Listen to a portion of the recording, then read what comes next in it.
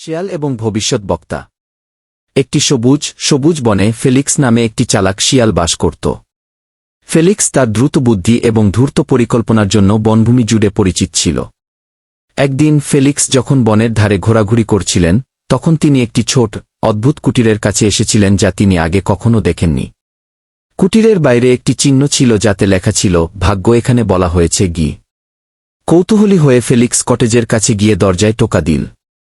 এক বৃদ্ধ মহিলার চোখের পলক নিয়ে উত্তর দিলেন, স্বাগতম প্রিয় শিয়াল।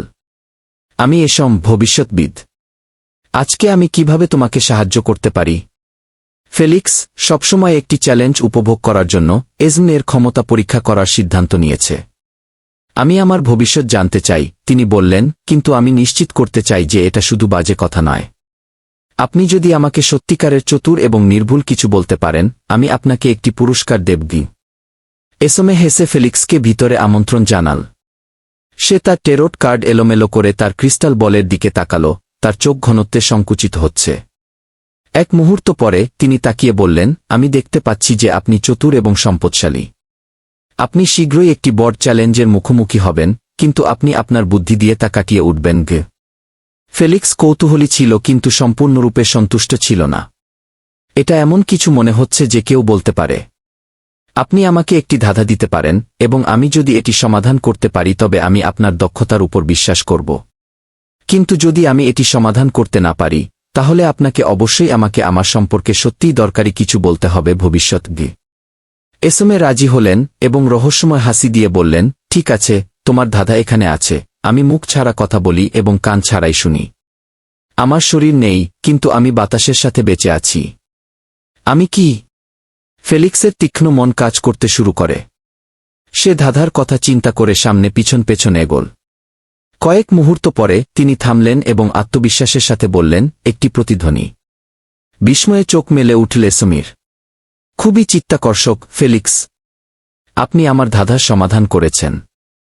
প্রতিশ্রুতি অনুযায়ী আমি আপনাকে দরকারি কিছু দেব। আপনার চতুরতা আপনাকে একটি অপ্রত্যাশিত বিপদ থেকে রক্ষা করবে। সর্বদা আপনার প্রবৃত্তির উপর বিশ্বাস রাখুন এবং তারা আপনাকে সঠিক পথ দেখাবে গু। ফেলিক্স এসমেকে ধন্যবাদ জানিয়ে সন্তুষ্টির সাথে কুটির থেকে বেরিয়ে গেল। বনের মধ্যে দিয়ে হেঁটে যাওয়ার সময় সে এক অদ্ভুত অস্বস্তি অনুভব করল। তার সহজাত প্রবৃত্তি, বছরের পর বছর চতুর কৌশলের দ্বারা সম্মানিত, তাকে বলেছিল যে কিছু ঠিক ছিল না। ঠিক তখনই সে সামনের পথে একটি শিকারীর ফাঁদ দেখতে পেল। ইজমের কথা মনে রেখে ফেলিক্স সাবধানে ফাঁদ এড়িয়ে তার পথে চলতে থাকে। সেই দিন পরে তিনি একটি সহকর্মী শিয়ালের মুখোমুখি হন যে একই রকম ফাঁদে পড়েছিল। ফেলিক্স তার সৌভাগ্য এবং পরামর্শ শেয়ার করেছেন, আটকে পড়া শিয়ালকে পরিস্থিতি থেকে বেরিয়ে আসতে সাহায্য করেছেন। সেই দিন থেকে জঙ্গলের সবচেয়ে চালাক শিয়াল হিসাবে ফেলিক্সের খ্যাতি আরও শক্তিশালী হয়ে ওঠে। তিনি শিখেছিলেন যে যখন একটি চতুর মন একটি মূল্যবান সম্পদ, তবে একজনের প্রবৃত্তির উপর আস্থা রাখা এবং সতর্ক থাকা সমান গুরুত্বপূর্ণ। এবং এসম হিসাবে তিনি তার জ্ঞানের প্রস্তাব অব্যাহত রেখেছেন, জেনে যে ফেলিক্সের মতো চতুর মন সবসময় একটি আনন্দদায়ক চ্যালেঞ্জ ছিল।